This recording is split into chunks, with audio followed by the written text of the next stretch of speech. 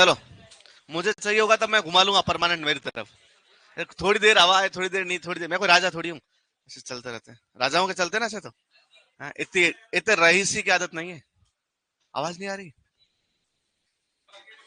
हाँ। ओके, आवाज आ रही है लास्ट तक भैया? आ रही है आवाज? 12 वाले भैया आ रहे? सबको आवाज आ रही है? हम क्या पढ़ रहे थे? लवण प्रभावित मृदा है ना, और लवण प्रभावित मृदाओं का वर्गीकरण पढ़ रहे थे। कितने प्रकार की? पहले नंबर पे, दूसरे नंबर पे और तीसरे नंबर पे। वापस बोलो, पहले नंबर पे, दूसरे नंबर पे, तीसरे नंबर पे। ओके, अब आपको याद रखना है कि 3 प्रकार की मृदा है। लवणीय मृदा है, क्षारीय मृदा है और लवणीय क्षारीय मृदा है। और क्षारीय मृदाओं को और क्या बोलते हैं? सोडिक मृदा है। कौन सी मृदा है? आप जब पढ़ रहे थे रासायनिक गुणधर्म मिट्टी के, पीएच पढ़ रहे थे, ईसी विद्युत चालकता पढ़ रहे थे, ईएसपी घुलनशील सोडियम प्रतिशत पढ़ रहे थे, या फिर विनिमयशील सोडियम प्रतिशत, ये 3 गुणधर्म पढ़ाए थे आपको। याद है? भूल गए? पीएच क्या मापता है? अम्लता या क्षारीयता मापता है। ईसी क्या मापता है? क्या पता चलता है? विद्युत चालकता से क्या पता चलेगा सोइल में? लवणों की मात्रा। और ईएसपी से क्या पता चलता है? सोडियम की प्रतिशत मात्रा। तो 3 चीजें आपको पढ़ाई थी, पीएच, ईसी और ईएसपी। और मिट्टियां भी कितने प्रकार की? 3। इन 3 का संगम बनाना है आपको। पहले नंबर पे कौन सी मिट्टी? कौन सी मिट्टी?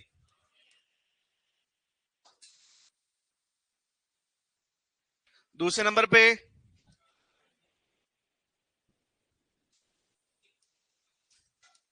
सारे को और क्या बोलते हैं? सोडिक मृदाएं। और तीसरे नंबर पे लवणीय क्षारीय।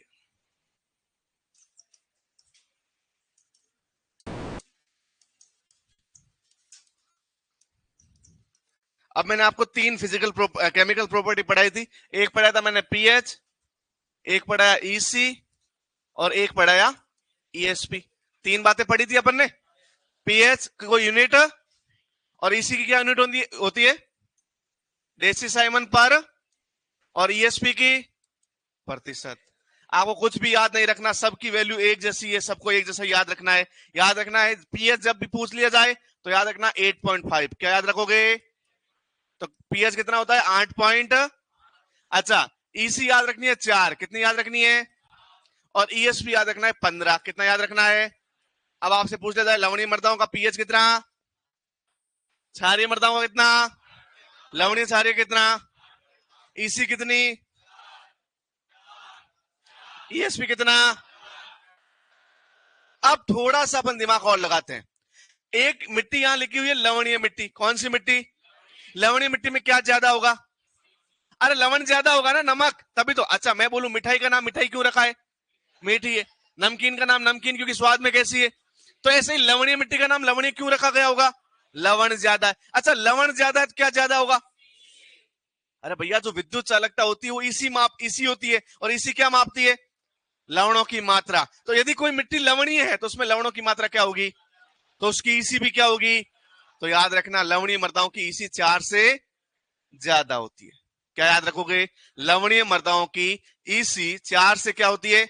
क्यों? क्योंकि सर ईसी जो है लवणों की मात्रा मापती है, और लवणों की मात्रा लवणीय मृदाओं में ज्यादा है, तभी नाम क्या पड़ा है? लवणीय मृदा है। और इसीलिए इसकी ईसी 4 से क्या होती है? अधिक होती है। आसपास के पड़ोसियों को ध्यान से देख लो, यही तुम्हारे सबसे बड़े दुश्मन है। यही तुम्हें सुपरवाइजर में मात देंगे, यही सुपरवाइजर में सिलेक्शन ले लेंगे। हो सकता है तुम्हारा सिलेक्शन इनकी वजह से रुक जाए। तो पड़ोसी एक दूसरे के अच्छे, तो इनके अच्छे होंगे क्या? तो अब ये बोला ईसी ज्यादा है, तो पड़ोसी बोले ये ज्यादा है तो मुझे ज्यादा नहीं होना, मुझे क्या होना है? कम। तो ये ज्यादा है तो ये क्या हो जाएगा? इसका पड़ोसी कौन है? ये भी क्या हो जाएगा? अरे भैया, ये 4 ज्यादा है ना, तो ये क्या हो जाएगा? ये भी क्या हो जाएगा? इन तीनों के पड़ोसी नीचे वाले। अरे भाई, ये तो अब इसका कम है तो इसका क्या हो जाएगा? इसका ज्यादा, तो ये क्या हो जाएगा? और ये ज्यादा हो जाएगा। 2 जने लड़ेंगे तो जीत कौन सा जाएगा? हाँ, तीसरा मैं जीत जाऊंगा। सब ज्यादा ही ज्यादा है, कोई कम नहीं है। बहुतों को समझ में नहीं आया क्या चल रहा है खेल, लेकिन 101% ये क्वेश्चन आएगा। और क्वेश्चन क्या आएगा? अभी मैं क्वेश्चन कैसे आएगा वो बताऊंगा, ऐसे सारणी में नहीं आएगा क्वेश्चन। क्वेश्चन क्या आएगा वो बताऊंगा। पहले एक बार वापस समझ आना, एक बार वापस करते हैं। थोड़ा ध्यान से। 100%, मतलब 100 नहीं, 100 से ज्यादा कितना परसेंट हो सकता है? हाँ, 1000%।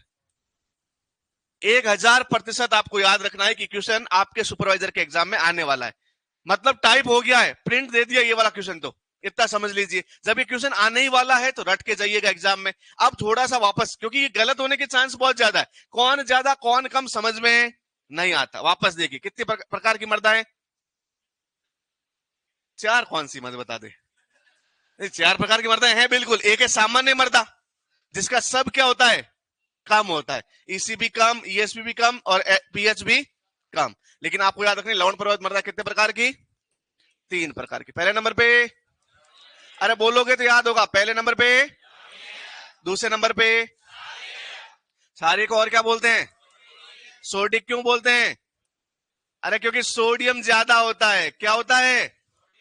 अच्छा, तीसरे नंबर पे कौन सी? लवणीय और क्या ये? मृदा है। ओके, कितने प्रॉपर्टी याद रखनी है? 3। कौन कौन सी? दूसरे नंबर पे और तीसरे नंबर पे। इसका मात्रक क्या? इसका मात्रक क्या? पर मीटर। इसका कोई मात्रक? अच्छा, प्रॉपर्टी में आपको 3 चीजें याद रखनी। एक याद रखना 8 पॉइंट, एक याद रखना है, एक याद रखना है। कोई सा भी एक प्रॉपर्टी उठा लो, कोई सा भी एक प्रॉपर्टी। अब आप उठा लो कि सोडिक मर्दाओं का नाम सोडिक मर्दा है, क्योंकि सोडियम ज्यादा है। सोडियम कौन बताता है? ईएसपी। तो ये 15 से क्या हो जाएगा? ज्यादा हो जाएगा। ये ज्यादा तो ये क्या हो जाएगा? ये कम तो ये क्या हो जाएगा? ये ज्यादा तो ये क्या हो जाएगा? ये कम तो ये क्या हो जाएगा? ये ज्यादा तो ये क्या हो जाएगा? बस पड़ोसी देखते जाओ, काम करते जाओ। ये पड़ोसी ज्यादा तो ऊपर वाला, ये ज्यादा तो ये वाला, ये कम तो ये वाला, ये ज्यादा तो ये वाला, ये कम तो ये वाला।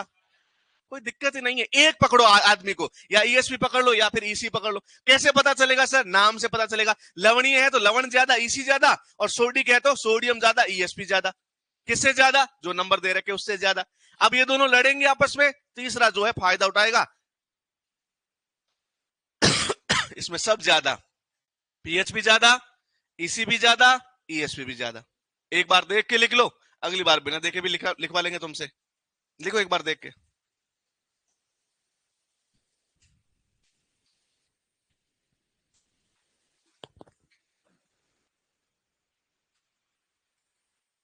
जब से नया बैच बना है, ऑनलाइन स्टूडेंट की भी संख्या कम हो गई है। मुझे लगता है ये लोग यहाँ शिफ्ट हो गए। ऑनलाइन वाले ही ऑफलाइन में एडमिशन ले लिए।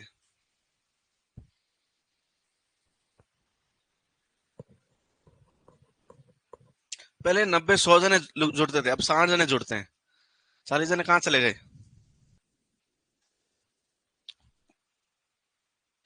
तुम्हारे एक तो वो वाला टॉपिक पढ़ लेना, मृदा निर्माण, चट्टाने, भूपपड़ी, ये पढ़ा दिया ना। हाँ, एक थोड़ा सा फिजिकल प्रॉपर्टीज वाला टॉपिक पढ़ लेना।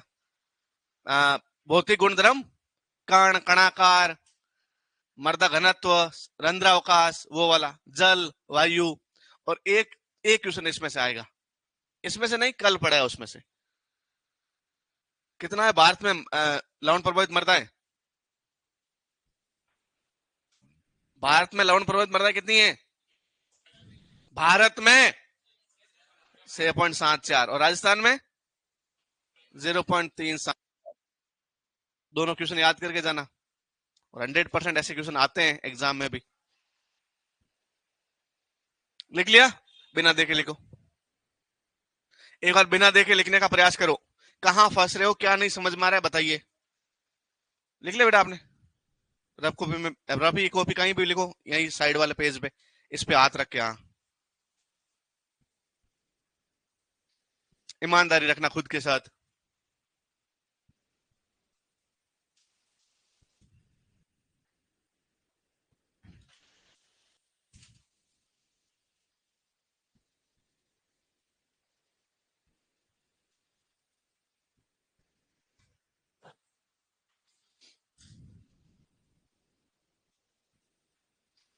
फिर खुद ही चेक करो अपना रिजल्ट, फिर खुद ही खुद को सुपरवाइजर बना दो।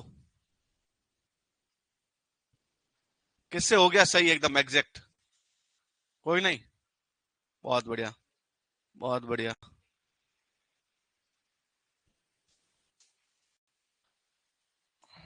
हो गया।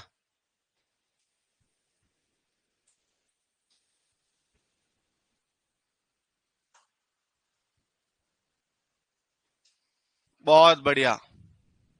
क्या बात है, बधाई हो।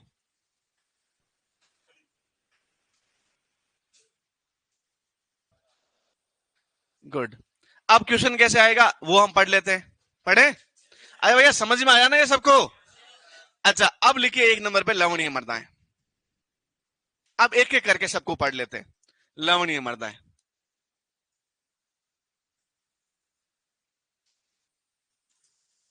इंग्लिश में बोलते हैं सैलाइन सोइल। क्या बोलते हैं? Saline soils. लवणता को सैलिनिटी बोलते हैं और लवणीय मृदा को सैलाइन सोइल्स बोलते हैं। इसके बारे में थोड़ा जान लेते हैं क्या होती है सैलाइन सोइल। देखो अब डेफिनेशन कैसे बनेगी, बड़ी सिंपल सी डेफिनेशन आएगी। ऐसी मृदाएं, ऐसी मृदाएं जिनका पीएच मान 8.5 से कम, ईसी 4 से अधिक और ईएसपी 15 से क्या कहलाती है? वापस याद करो। ऐसी मृदाएं, ऐसी मृदाएं जिनका पीएच 8.5 से कम, ईसी 4 से ज्यादा और ईएसपी 15 से क्या कहलाती है? ऐसी मृदा है जिनका पीएच 8.5 से अधिक, ईसी 4 से कम और ईएसपी 15 से अधिक हो, क्या कहलाती है? ऐसी मृदा जिनका पीएच, ईसी और ईएसपी 8.5, 4 और 15 से अधिक हो, क्या कहलाती है? बस क्वेश्चन ये पूछा जाएगा, कौन सी मृदाओं का पीएच 8.5 से कम, ईसी 4 से अधिक और ईएसपी 15 से कम होती है? लवणीय मृदाएं, क्षारीय मृदाएं, लवणीय क्षारीय मृदाएं, इनमें से कोई नहीं। लवणीय मृदाएं। बस सिंपल सा क्वेश्चन आएगा। लेकिन ये इंडेक्स यदि आपको याद है तो आप क्वेश्चन कर लोगे, वरना क्वेश्चन नहीं होगा। वापस देखो लैंग्वेज कैसे आएगी। तो लिखना क्या, लिखना इसमें लिखना ऐसी मृदाएं, लिखिए साथ साथ में, ऐसी मृदाएं जिनका पीएच 8.5 से कम। अब दिक्कत क्या होगी पता है? एग्जाम में पहले पीएच नहीं लिखा होगा, सबसे पहले लिखा होगा ईसी। तुम कंफ्यूज हो जाओगे, अरे ईसी तो सबसे पहला क्या होता है? पहला अधिक, कम।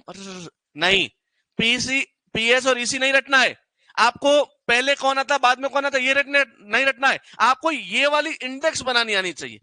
फिर इस इंडेक्स में ईसी कहां दे रखा है, भले पहले नंबर पे दे रखा है, भले 4 नंबर पे, भले नहीं दे रखा है, बट याद रखना है ये इंडेक्स बनानी आनी चाहिए, तो आंसर हो जाएगा सही। ऐसे रट के चले गए ना, पहले पीएच पीएच 8.5 कम कम कम कम कम कम, पता नहीं कब ज्यादा होगा, पता ही नहीं चलेगा। ये रटते थे हम 11th-12th में, हम रट के गए थे, सबके आंसर गलत हुए, तभी तो सिलेक्शन नहीं हुआ हमारा। तुम्हारा सिलेक्शन होना चाहिए, होगा ना? तो रटना, इंडेक्स बनानी आती है, टेबल बनानी आती है, उसके बाद में आपको आंसर देखना है। तो ऐसी मृदा जिनका पीएच 8.5 से क्या होता है? कम। ईसी विद्युत चालकता, अच्छा ईसी की जगह वहां लिखा होगा विद्युत चालकता, तो कंफ्यूज। तो ईसी का मतलब क्या होता है? क्या बात है, इंग्लिश वाले तो और मजेदार बात बता रहे। इलेक्ट्रिकल कंडक्टिविटी, विद्युत चालकता कितनी होती है?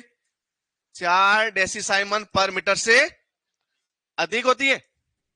एवं ईएसपी 15% से क्या होती है? कम। कौन सी मृदाएं कहलाती है? लवणीय मृदाएं कहलाती है।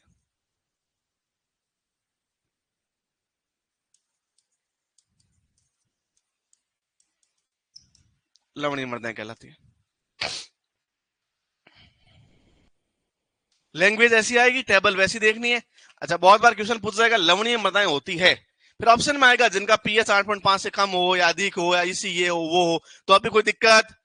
लवणीय मृदाएं दे दिया है तो फिर आप करेक्टर यहां से वापस इंडेक्स से देख लेना, पीएच क्या होता है, इसी क्या होती है, कोई टेंशन नहीं है।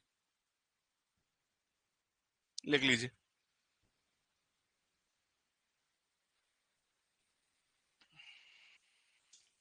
सोयल साइंस के कितने क्वेश्चन आएंगे एग्रीकल्चर सुपरवाइजर में?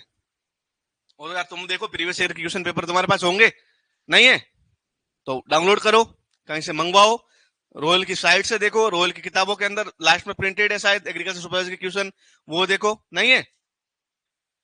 ऐसा हो ही नहीं सकता नहीं है। हाँ, थोड़ा एक्टिव रहना पड़ेगा। लेकिन मैं बताऊं मेरे नंबर से तो 3 से 5 क्वेश्चन जो है सोयल के डायरेक्ट पूछे जाते हैं। कितने क्वेश्चन? 3 से 5, 2 से 3 क्वेश्चन इनडायरेक्ट आते हैं। इनडायरेक्ट कैसे? जैसे आपसे क्वेश्चन पूछ लिया कि गाजर में केविटी स्पॉट किसकी कमी से होता है। अब ये कैल्शियम की कमी है, तो कैल्शियम किसमें पढ़ते हैं अपन? मिट्टी के अंदर। कैल्शियम कहां रहता है? मिट्टी में। तो मिट्टी में कैल्शियम की कमी होगी तो गाजर में क्या हो जाएगा? Cavity spot. ऐसे इनडायरेक्ट क्वेश्चन आते हैं 2 से 3। तो टोटल 5 से 7 क्वेश्चन आते हैं। 2 से 3 से 5 तो आपके डायरेक्ट क्वेश्चन जो मैं पढ़ा रहा हूं वहीं से पूछे जाएंगे। ओके, अब याद रखना, थोड़ा थोड़ा इसके बारे में पढ़ लेते हैं। लवणीय मृदाएं कैसी मृदाएं? मतलब इसमें क्या जमा हुआ होगा? लवण। एक प्रक्रिया होती है लवणीकरण। कौन सी प्रक्रिया होती है? मैंने आपको पढ़ाया था मृदा निर्माण में। लवणीकरण मतलब मृदा की सतह पर लवणों का जमा। तो याद रखना इसके लिए इन मृदाओं के लिए कौन सी प्रक्रिया रिस्पॉन्सिबल है? बिल्कुल, इन मृदाओं के निर्माण के लिए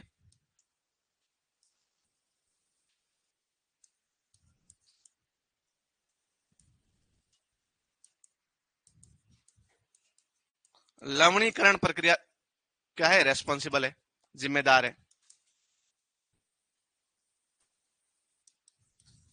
और लवणीकरण में होता क्या है? मृदा की सतह पर किसका जमा होना है ना? लवणों का। अच्छा, लवण किस कलर के होते हैं? व्हाइट कलर के होते हैं। तो इनकी मृदाओं की सतह का रंग कैसा हो जाएगा? व्हाइट, सफेद हो जाएगा। अच्छा, इनका पीएच 7 से क्या होता है? अधिक। और जिनका पीएच 7 से अधिक होता है उनको बोलते हैं क्षारीय या ऊसर, या क्या बोलते हैं? तो याद रखना इनका दूसरा नाम है सफेद ऊसर मृदाएं। कौन सी मृदाएं? क्योंकि पीएच 7 से अधिक है, 8.5 से कम है, लेकिन 7 से तो क्या है? तो 7 से अधिक होता है उनको बोलते हैं ऊसर। क्या बोलते हैं? और कलर कैसा? तो इसका अन्य नाम याद रखना, एक अन्य नाम है सफेद ऊसर मृदा। अन्य नाम क्या है? तो याद रखना इन मृदाओं के अन्य नाम क्या है? एक नाम है इसका सफेद ऊसर मृदा। इंग्लिश में बोलते हैं व्हाइट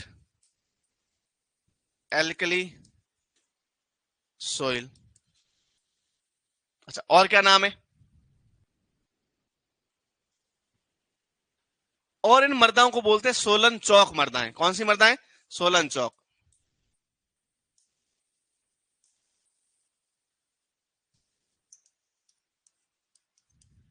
इसके अलावा 3 अपने यहां राजस्थान में या फिर भारत में लोकल नाम से जानी जाती है। एक नाम है इसका थुर मृदा। कौन सी मृदा? एक इसको यूपी में कहते हैं रे मृदा, और अपने यहां पे क्या कहते हैं? लूणी मृदा। तो याद रखना 3 नाम याद रखना। क्या क्या? थुर, रे, लूणी। थुर तो कहते हैं पंजाब में, पंजाब जानते हैं? पंजाब जानते हैं ना? हाँ। रेहे कहते हैं इसको उत्तर प्रदेश में, उत्तर प्रदेश को जानते होंगे। हाँ। और लूणी इसको कहते हैं राजस्थान में। वहां अपन कभी घूमने चलेंगे, बहुत अच्छा स्टेट है राजस्थान इंडिया का। देखा है तुम लोगों ने? कभी घूमने चलेंगे अपन। लूणी है। कहाँ कहते हैं लूणी? अरे नमक को क्या कहते हैं यहाँ पे? और लूण से क्या पड़ गया? लूणी, बस। हाँ, लूणी नदी भी है।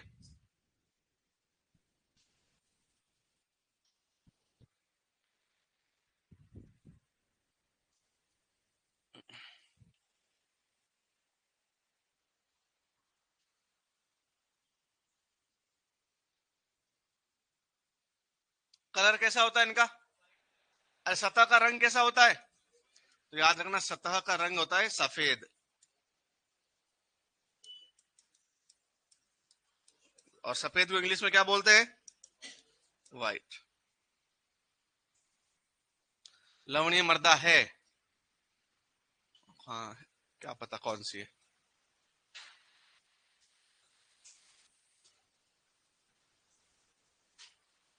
हाँ, सी ऑप्शन सही है राहुल। सी वाला ऑप्शन सही है। ओके, लिख दिया? लिख दिया सबने? लिख रहे हैं। अब लिख दिया सबने? ओके, वापस कुछ बातें थोड़ा सा मुझे याद दिला दो। लवणीय मृदाओं का पीएच कम, ईसी 4 से ज्यादा नहीं, 4 डेसीसाइमन पर मीटर से। क्यों भूल जाओगे तुम? डेसीसाइमन पर मीटर, फिर वहां ऑप्शन में आएगा 4% से कम, तो कर लोगे हाँ सही है। 4 डेसीसाइमन पर मीटर से अधिक। और ईएसपी कौन सी प्रक्रिया जिम्मेदार है? सतह का रंग कैसा, इसलिए इसको क्या बोलते हैं? और दूसरा क्या नाम है? सोलन चौक मृदा। अच्छा, सोलन चौक मृदाओं के साथ साथ इनको पंजाब में क्या बोलते हैं? गुजरात, उत्तर प्रदेश में और राजस्थान में लूणी। इन मृदाओं की मृदा संरचना अच्छी होती है। इन मृदाओं की मृदा संरचना क्या होती है? कोई ज्यादा खराब नहीं होती, क्योंकि इनमें जो लवण होते हैं वो होते हैं कैल्शियम के लवण। कैसे लवण? और कैल्शियम के भी सल्फेट और क्लोराइड, सल्फेट और जो ज्यादा बुरे नहीं है। तो याद रखना प्रमुख लवण कौन से? सल्फेट और क्लोराइड। किसके? अरे इसमें होते हैं सोडियम, कैल्शियम और मैग्नीशियम के सल्फेट व क्लोराइड लवण। बहुत सारे बच्चे समझ में नहीं आएंगे सर क्या है। Sodium sulphate, sodium chloride, calcium sulphate, calcium chloride और magnesium sulphate, magnesium chloride. White alkali बोला था हिलगार्ड ने और सोलन चौक बोला था गैद्रोइज ने। ये आपको याद रखना है कि नाम दिए किसने थे। तो याद रखना ये जो नाम है ना सफेद ऊसर, ये दिया था हिलगार्ड ने। हिलगार्ड नाम का एक साइंटिस्ट था, इसने कहा था। और एक रशिया का साइंटिस्ट था, नाम था गैद्रोइज। क्या नाम था? गैद्रोइज ने इनको क्या बोल दिया था? सोलन चौक मृदाएं। ये भी कभी पूछ लिया जाए कि सोलन चौक किसने कहा था सफेद ऊसर मृदाओं को? गैद्रोइज ने। और लवणीय मृदाओं को सफेद ऊसर किसने कहा था? हिलगार्ड ने कहा था।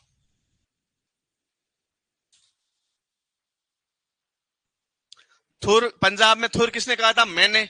रेह भी मैंने ही कहा था। और लूणी भी, क्योंकि कोई नाम है नहीं, वो तो लोकल नाम है। लोकल नाम हमारे पूर्वज बडेरे जो है वही कहते थे, इसलिए आज हम भी यही कहते हैं। आज भी हम लूण को, नमक को लूण ही बोलते हैं ना।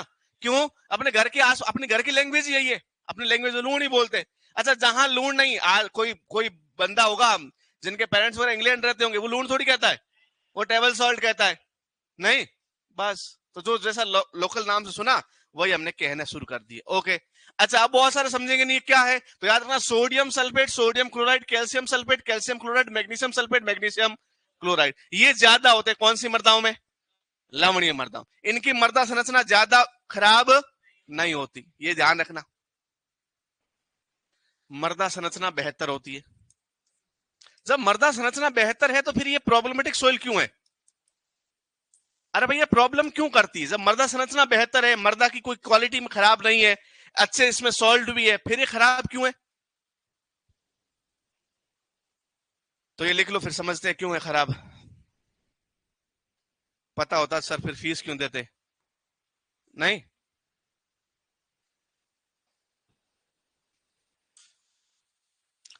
धीरे धीरे पढ़ाने से मोह उठ रहा है।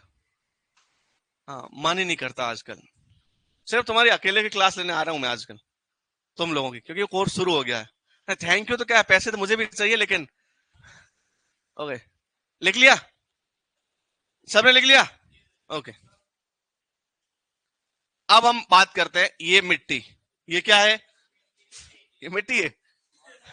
ओके, ये अपना पौधा, ये क्या है? ये पौधे की पत्तियां, ये जड़ें।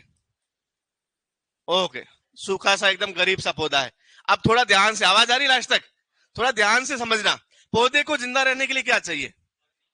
किसी का साथ, किसी का साथ ही चाहिए ना। और इसको साथ चाहिए पानी का, प्रकाश का, मिट्टी का, पोषक तत्वों का। इनमें से सबसे महत्वपूर्ण है पानी। कौन महत्वपूर्ण है? पानी, जल। अच्छा, जल किससे ग्रहण करता है? ये जड़ों से, जड़ों द्वारा जल ग्रहण करता है। अच्छा, जल ग्रहण क्यों करता है? तो याद रखना होता क्या है, एक सिंपल सा आपको फिजियोलॉजी में समझाता हूं कि पौधे की पत्तियां होती है हवा में होती है। कहां होती है? और इनके पत्तियों पे होते हैं रंध्र। क्या होते हैं? और रंध्र से होता है वाष्पोत्सर्जन। क्या होता है? वाष्पीकरण या वाष्पोत्सर्जन होता है। मतलब यहां से वाष्प बन के उड़ता रहता है, रंध्रों से पानी उड़ता रहता है। जब रंध्रों से पानी उड़ेगा तो पत्तियों में पानी हो गया, तो पत्तियां क्या करेगी? यहां से पानी लेगी, तो यहां कम हो जाएगा, फिर ये नीचे से पानी खींचेंगे। यहां कम होगा तो ये जड़ों से पानी खींचेंगे, और जड़ों में कम हो जाएगा तो कहां से खींचेंगे? बाहर से, मिट्टी से। और ऐसा पूरा का पूरा एक चैन बना होता है कि जैसे ही सॉरी, जैसे ही पत्तियों से पानी उड़ेगा, पानी जैसे ही पत्तियों से उड़ा तो ये क्या करेंगे? जो भी आपके दूसरे भाग है उनसे पानी खींचेगा ऊपर की ओर। जब इनमें कम हो जाएगा तो जड़ों से खींचेगा, और जड़ों में कम हो जाएगा तो मिट्टी से खींचेगा। और इस वजह से पानी कहां जाएगा? ऊपर की ओर। पानी कहां जाएगा? तो पानी हमेशा अधिक सांद्रता से, जहां वो ज्यादा होता है वहां से कम की ओर। मैं यदि इस बोतल से पानी गिराऊं तो गिरेगा, और कहां बहेगा? मैं यहां पे इस टेबल पे गिराऊं तो पानी जहां ज्यादा भरा होगा वहां से कहां जाएगा? कम की ओर। पानी कभी भी आपने देखा है पानी अपने यहाँ राजस्थान से हिमालय की तरफ जा रहा है, या फिर अपने जैसलमेर से इधर आ रहा है चंबल क्या बोलते हैं अरावली पर्वतमाला की तरफ? नहीं, बारिश होगी तो यहाँ अरावली पर्वतमाला से कहां जाएगा? नीचे की तरफ। तो जहां पानी ज्यादा होता है वहां से कहां जाता है? कम की ओर। तो पौधे में पानी कहां? मिट्टी में ज्यादा होता है, तो मिट्टी से कहां जाएगा? जड़ों में जाएगा। सिंपल सी बात है। अब हुआ क्या कि यदि किसी मिट्टी में लवणों की मात्रा अधिक हो गई, किसकी मात्रा अधिक हो गई? और लवणों की मात्रा अधिक होने से मिट्टी के अंदर पानी के मुकाबले लवण क्या हो जाएंगे? अधिक हो जाएंगे। जब लवण अधिक हो जाएंगे तो पौधे को लगेगा कि बाहर पानी कम है, मेरे पास पानी क्या है? ज्यादा। तो पौधे को अहंकार आ जाएगा। क्या आ जाएगा? और वो अपना पानी यहां से कहां सीक्रेट करने लगेगा? बाहर। अरे भैया, पौधे के अंदर पानी ज्यादा है और बाहर कम हो गया, तो पानी कहां से आएगा? अंदर से। होना क्या चाहिए था? पानी बाहर से, तभी पौधा जिंदा रहता। अब अंदर से पौधे ने पानी बाहर भेज दिया, तो पौधा क्या हो जाएगा? मर जाएगा। तो जड़ों द्वारा क्या हो जाता है? परासरण हो जाता है। किसका? जल का। किसका? परासरण दो प्रकार का होता है। परासरण कितने प्रकार का होता है? एक होता है अंतःप्रासरण और एक होता है बहिर्प्रासरण। अंतःप्रासरण का मतलब है बाहर से अंदर जाना, और बहिर्प्रासरण का मतलब अंदर से। तो कौन सा प्रासरण हो जाएगा? बहिर्प्रासरण। और पौधे क्या हो जाएंगे? मर जाएंगे। तो अधिक लवणों की सांद्रता की वजह से पौधे के पानी लेने की क्षमता क्या हो जाती है? खत्म हो जाती है। पौधा पानी अपटेक और पानी नहीं पिएगा तो पौधा क्या हो जाएगा? मर जाएगा। बस सिंपल सी बात ध्यान रखना कि अधिक लवणीय मृदाओं में, लिखिए, अधिक लवणीय मृदाओं में पादप जल का अवशोषण नहीं कर पाते। जिससे क्या हो जाता है? क्या हो जाएंगे? पौधे मर जाएंगे। पौधे पानी नहीं लेंगे तो क्या करेंगे? मर ही जाएंगे।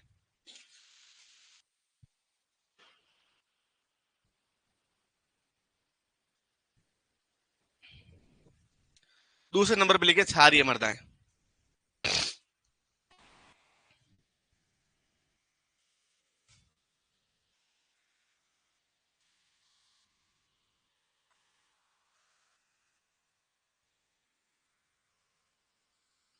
दूसरे नंबर पे लिखिए क्षारीय मृदाएं। क्या होती है? सोडिक मृदा भी कहते हैं। कोष्टक में लिखना सोडिक मृदाएं। लिख लिया सबने? दूसरे नंबर पे लिखिए क्षारीय या फिर सोडिक मृदाएं।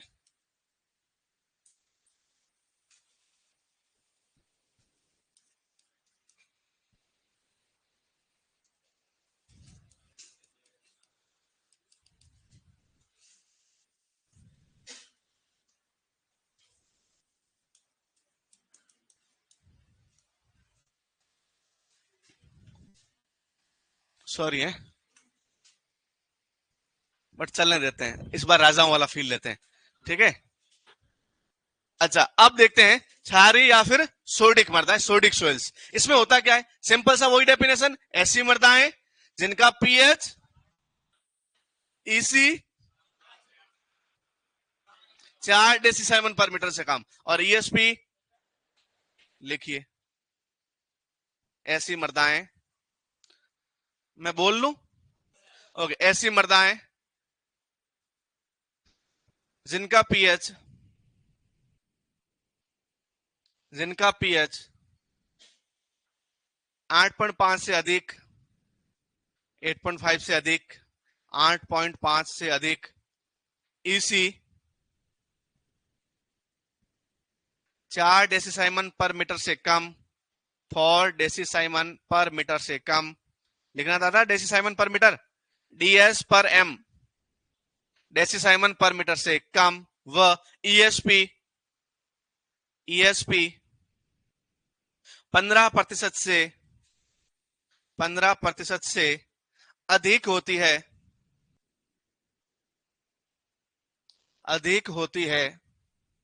क्या कहलाती है? सोडिक मृदाएं कहलाती है। लिख लीजिए, सोडिक मृदाएं कहलाती है।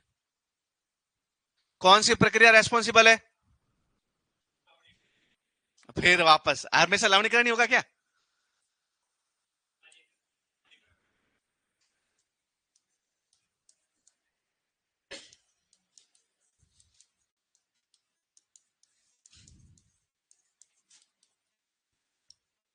अन्य नाम क्या है? एक तो सोडिक है ही, एक इसको बोलते हैं काली ऊसर मृदाएं, क्योंकि इनकी पृष्ठ का रंग काला होता है। काली ऊसर मृदाएं। कौन सी मृदाएं? काली ऊसर मृदाएं। किसने कहा? अरे मैंने नहीं, एलगार्ड भैया ने कहा। मुझे उन्होंने कहा था, मैं तो तुम्हें कह रहा हूं। तो बोल देना सर के थ्रू कहा था। हमें डायरेक्ट तो कुछ नहीं बोला उन्होंने, सर बोल रहे थे ऐसा। ओके, दूसरे नंबर पे इसको बोलते हैं सोलोनेड्स। क्या बोलते हैं? उसको बोलते हैं सोलन चौक, इसको बोलते हैं सोलोनेड्स। किसने कहा? गैद्रोइज ने कहा।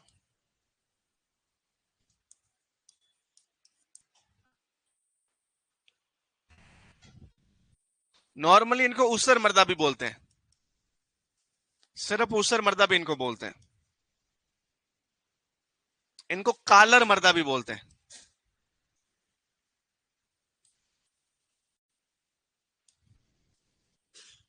कालर ऊसर।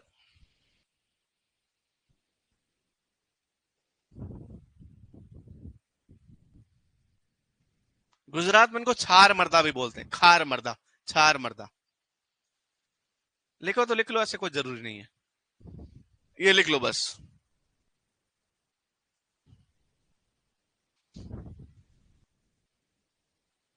लिख दिया?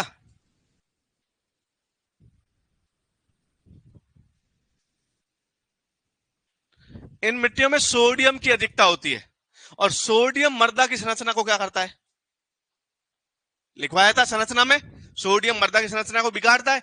नाम सोडी के मतलब सोडियम ज्यादा ही है, और सोडियम ज्यादा है तो सोडियम की वजह से मृदा संरचना अच्छी नहीं होती। तो याद रखना, इसकी मृदा संरचना खराब होती है। किसकी अधिकता के कारण? सोडियम की अधिकता के कारण। लिखिए, इन मृदाओं की इन मृदाओं की इन मृदाओं की मृदा संरचना इन मृदाओं की मृदा संरचना, सोइल स्ट्रक्चर, क्या होती है? खराब होती है। क्यों होती है? सोडियम की अधिकता के कारण। क्योंकि सोडियम अधिक होगा तो मिट्टी के कणों को तोड़ेगा। क्या करेगा? कैल्शियम जोड़ता है, सोडियम तोड़ता है, तो सोडियम तोड़ेगा, इसलिए खराब हो जाएगी संरचना।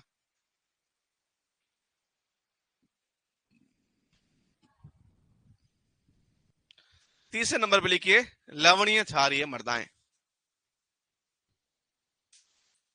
लवणीय क्षारीय मृदाएं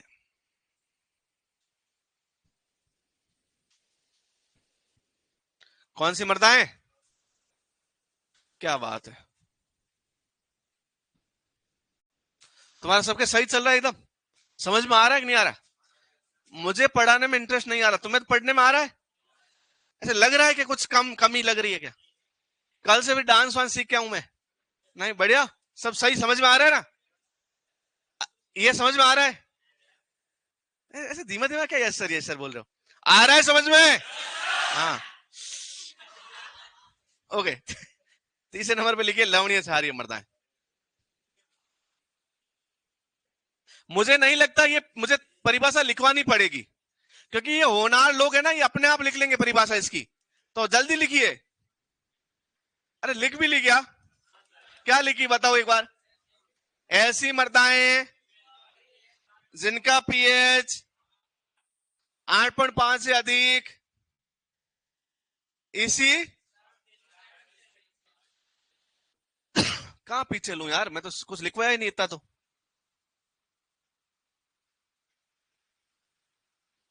ओके, ऐसी मृदाएं जिनका पीएच 8.5 से अधिक, ईसी 4 डेसिमल पर मीटर से अधिक, ईएसपी 15% से अधिक, मतलब सब अधिक क्या कहलाती है?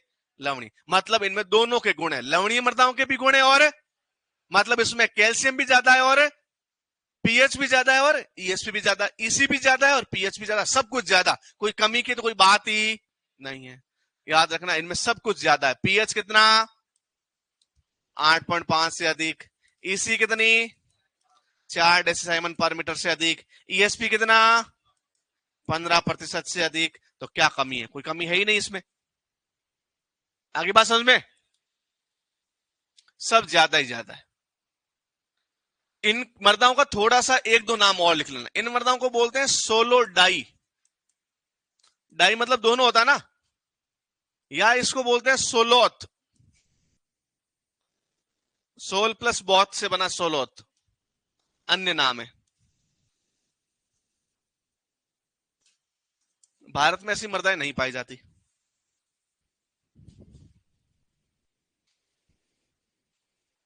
अन्य नाम लिख लेना, सोलोथ या सोलो डाई। डाई मतलब दो होते हैं ना, mono di, di carbon dioxide मतलब दो ऑक्सीजन, तो डाई मतलब दो।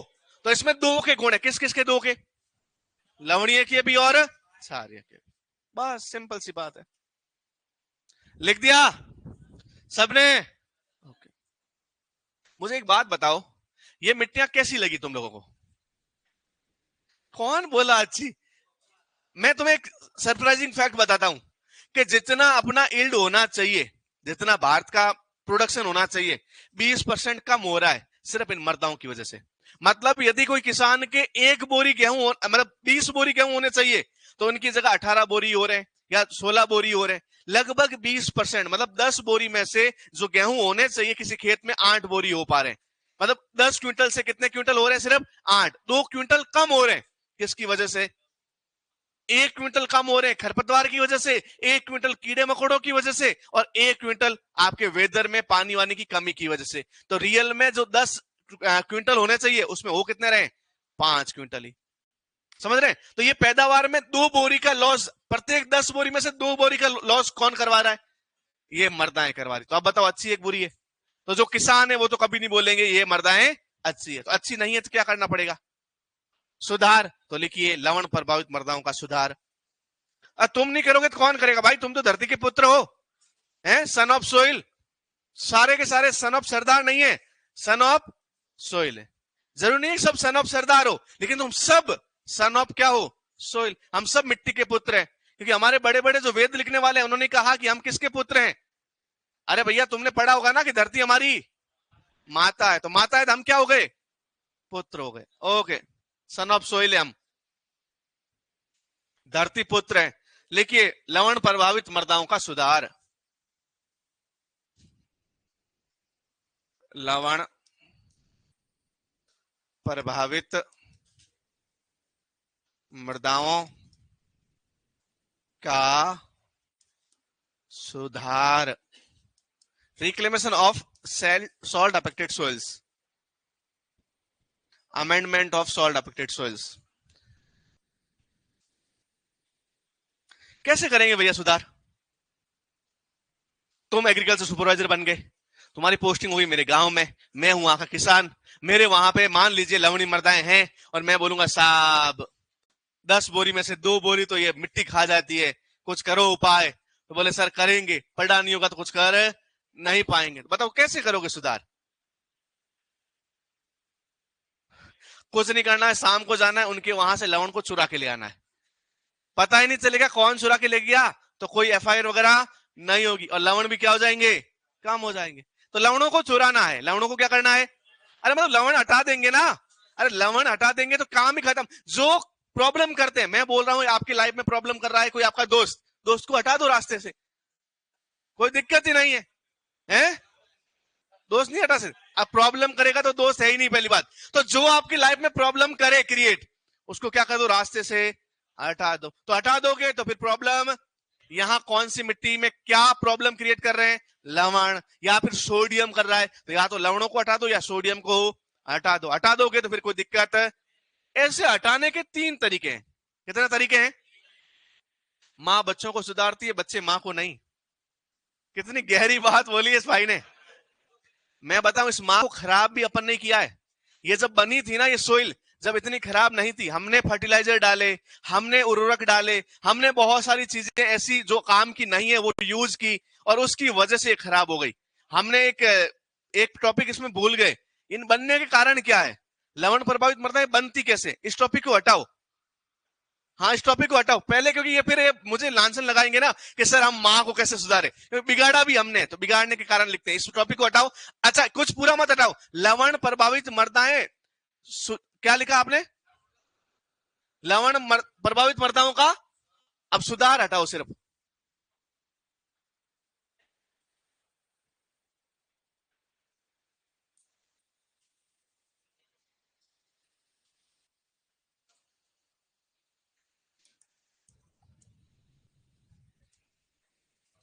पहले लिखो कारण।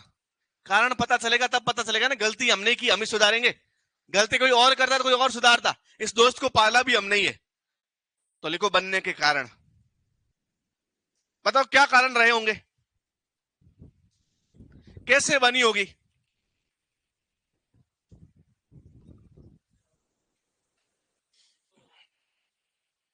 वो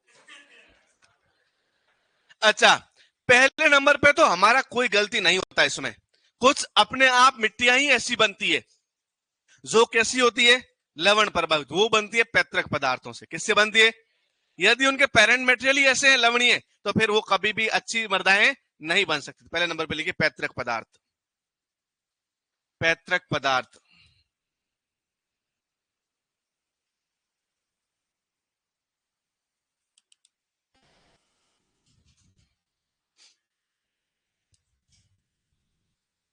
तो याद रखना, अधिक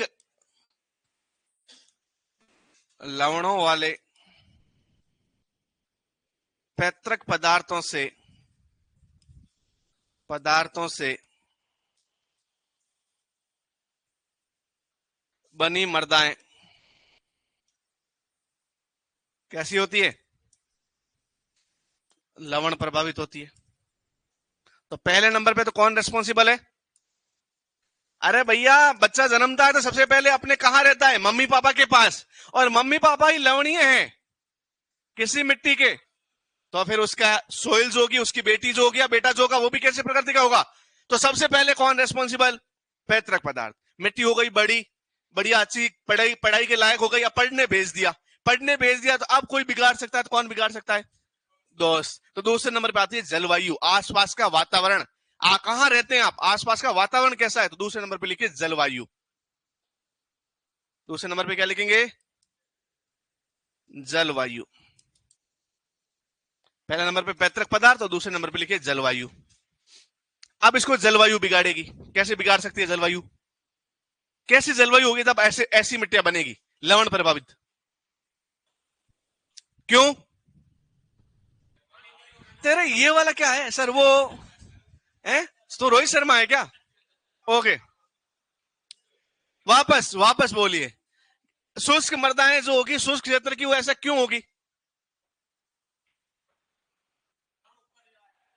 बिल्कुल, इसके दो रीजन है। यदि जलवायु शुष्क है तो इसके दो रीजन है। यदि शुष्क जलवायु है तो शुष्क जलवायु में क्या होता है, बारिश कम होती है। अब बारिश कम होगी तो बारिश नहीं होगी, तो अंदर जो मिट्टी के लवण पड़े वो घुल के नीचे, मतलब निक्षालन, तो वह लवण कहां रहेंगे? मिट्टी में ही, तो मिट्टी कैसी हो जाएगी? लवण। दूसरे नंबर पे उष्ण जलवायु। कैसी जलवायु? उष्ण मतलब ताप ज्यादा है, धूप ज्यादा पड़ रही, धूप ज्यादा तो पानी उड़ेगा ज्यादा, उड़ेगा ज्यादा, नमक सारे कहां जाएंगे? सतह पर। पानी तो उड़ जाएगा लेकिन लवण उड़ कहां जम जाएंगे? तो याद रखना, जलवायु कैसी?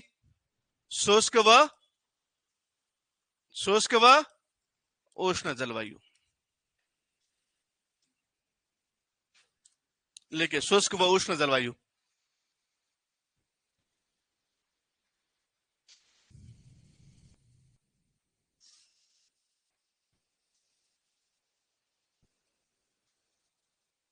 शुष्क व उष्ण जलवायु, ये दूसरे नंबर पे।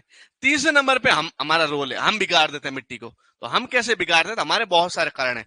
एक, हम ऐसे बिगाड़ देते हैं कि यदि लवणीय या क्षारीय उर्वरक यूज करेंगे तो मिट्टियां कैसी हो जाएगी? लवणीय। तो लिखिए क्षारीय उर्वरकों का प्रयोग। क्षारीय उर्वरकों का प्रयोग। उर्वरक जानते हैं क्या होता है? क्या होते हैं? फर्टिलाइजर क्या होते हैं? और उर्वरक क्या होते हैं? और फर्टिलाइजर क्या होते हैं? और उर्वरक क्या होते हैं? और फर्टिलाइजर क्या होते हैं? पागलों,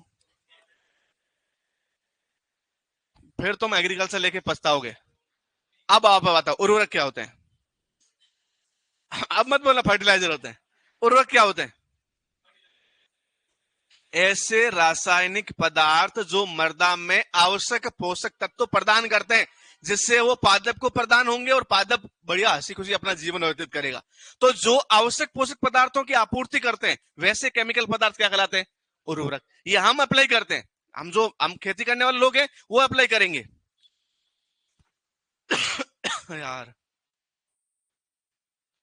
ये तुम इतना पढ़ के कहां जाओगे, मुझे तो ये नहीं समझ में आ रहा। खत्म कर देना यार सिलेबस है।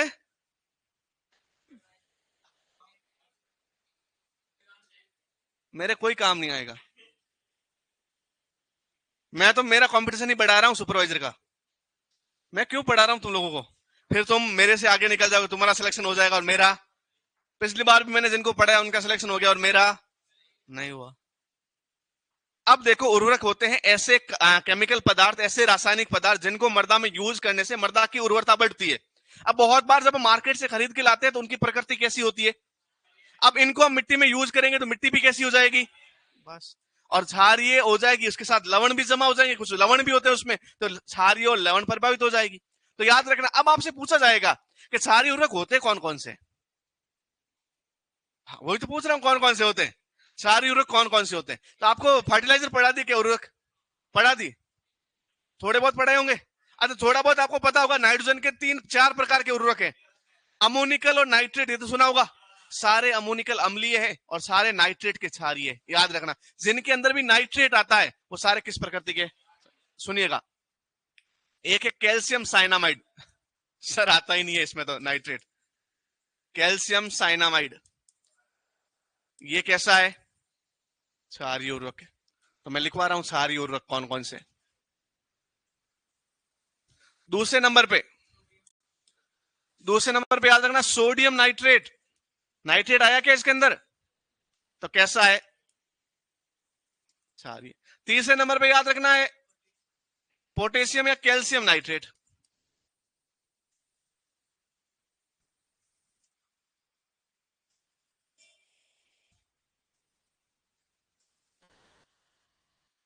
Die calcium phosphate.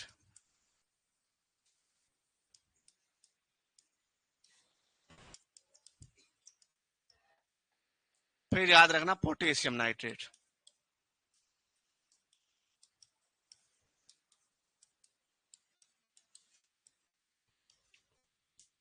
एक इनका याद रखना तुल्यांक की क्षारीयता, क्या याद रखोगे, सुपरवाइजर 2018 में क्वेश्चन पूछा हुआ है, वो पूछा था तुल्यांक की अम्लता का, अमोनियम सल्फेट की तुल्यांक की अम्लता कितनी होती है, 110 आंसर था, ऑप्शन में 107 ही दे रखा था, तो 110 हो बोले 107 तो कोई दिक्कत नहीं है। कैल्शियम साइनामाइड की जो तुल्यांक की क्षारीयता होती है वो कितनी होती है, 63, इसकी 29, इसकी 26 और इसकी 21, लिख लो।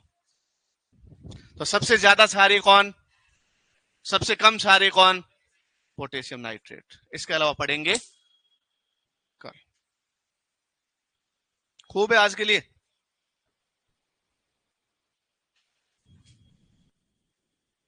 हाँ, क्या हुआ, सब बढ़िया।